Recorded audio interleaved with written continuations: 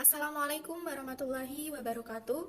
Kami dari kelompok 1 yang beranggotakan Nikmatul Isma dengan NIM 63040020042. Kemudian Muhammad Abdul Aziz dengan NIM 63040200047 dan Sheila Ulfanur Ayu dengan NIM 63040200048. Video ini kami buat guna untuk memenuhi ulangan akhir semester mata kuliah perilaku organisasi. Di sini kami ingin mempresentasikan mengenai tujuan dan ruang lingkup perilaku organisasi. Untuk pembahasan yang pertama yakni mengenai pengertian perilaku organisasi. Nah, pengertian tentang perilaku organisasi ini telah dikemukakan oleh beberapa ahli. Sikap dan perilaku orang yang beraneka ragam dalam organisasi ini dipelajari untuk mencari solusi tentang bagaimana manajemen dapat mengelola organisasi secara efektif. Secara konseptual, menurut Robbins and Judge pada tahun 2013,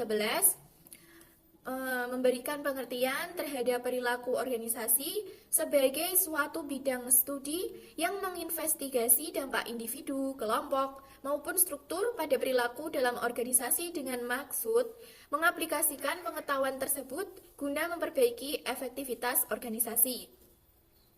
Sebagai suatu bidang studi, perilaku organisasi mempelajari 3 determinan dalam organisasi, yaitu individu atau perorangan, kemudian kelompok, dan struktur.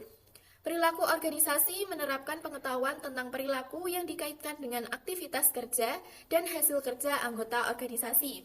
Untuk slide selanjutnya akan dibacakan oleh rekan saya, Mbak Nikmatul Isma. Selanjutnya, saya akan melanjutkan penjelasan dari Mbak Sheila. Yang selanjutnya ada tujuan perilaku organisasi. Yang pertama, mendeskripsikan perilaku manusia. Tujuan mempelajari studi perilaku keorganisasian adalah kita bisa mengenali, mendiagnosis, dan menjelaskan kejadian-kejadian yang terjadi secara teratur dan predictable yang terjadi dalam sebuah organisasi. Yang kedua, menjelaskan dan memprediksi perilaku manusia dengan tujuan untuk mempelajari perilaku keorganisasian, yaitu menjelaskan apa yang sedang terjadi dalam suatu organisasi dan apa kemungkinan serta akibatnya di masa yang akan datang. Lalu yang ketiga, ada mengendalikan perilaku manusia. Tujuannya adalah mengendalikan perilaku manusia dalam suatu organisasi.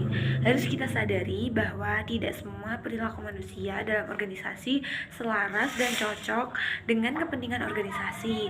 Mengingat berkumpulnya beberapa orang dalam organisasi berasal dari latar belakang keluarga, pendidikan, dan karakter yang berbeda. Penjelasan selanjutnya yaitu ruang lingkup perilaku organisasi. Karena ruang lingkup organisasi, metode akan menyangkut ke efisiensi prosedur tata cara kerja yang dipakai dalam pelaksanaan fungsi manajemen. Perilaku organisasi merupakan suatu ilmu yang mempelajari tentang perilaku individu dalam kelompok organisasi yang berhubungan langsung dengan ilmu-ilmu lainnya. Yang pertama ada perilaku. Tujuannya adalah dapat memahami dan menjelaskan kejadian-kejadian yang terjadi dalam organisasi. Yang kedua ada struktur. Struktur berkaitan dengan hubungan yang bersifat dalam organisasi. Dan yang terakhir ada proses. Proses berkaitan dengan interaksi yang terjadi antar anggota suatu organisasi. Terima kasih. Selanjutnya akan dilanjutkan oleh Mas Aziz. Assalamualaikum warahmatullahi wabarakatuh. Saya Muhammad Abdul Aziz dengan NIM 63040200047. Saya akan melanjutkan pemaparan dari Mbak Isma, yaitu selanjutnya pentingnya mempelajari perilaku organisasi. Menurut Cormin dan Edelfelt dalam Rekso Hadi Projo dan Handoko pada tahun 2000 menyatakan setiap orang di antara kita mempunyai berbagai gagasan tentang bagaimana organisasi-organisasi beroperasi berdasarkan pada pengetahuan jalanan. Kemudian pengalaman-pengalaman pribadi. Nah, ada beberapa faktor untuk mempelajari organisasi secara formal. Yang pertama, organisasi adalah suatu bagian dasar dan keberadaan kita yang mencakup seluruh aspek masyarakat sekarang.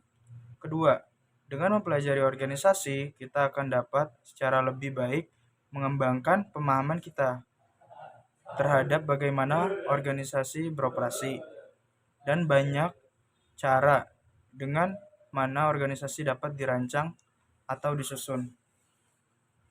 Kemudian ketiga, studi organisasi mempunyai nilai praktis yang sangat besar, baik untuk para manajer sekarang maupun di masa depan.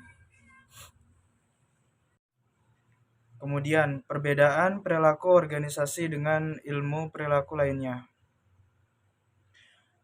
Yang pertama, perilaku organisasi adalah ilmu terapan atau praktik, sehingga ilmu perilaku organisasi tidak terlepas dari pengaruh ilmu perilaku, sehingga berkontribusi dengan beberapa ilmu perilaku lain, diantaranya perbedaan antara perilaku organisasi dengan psikologi industri, kemudian perbedaan antara perilaku organisasi dengan psikologi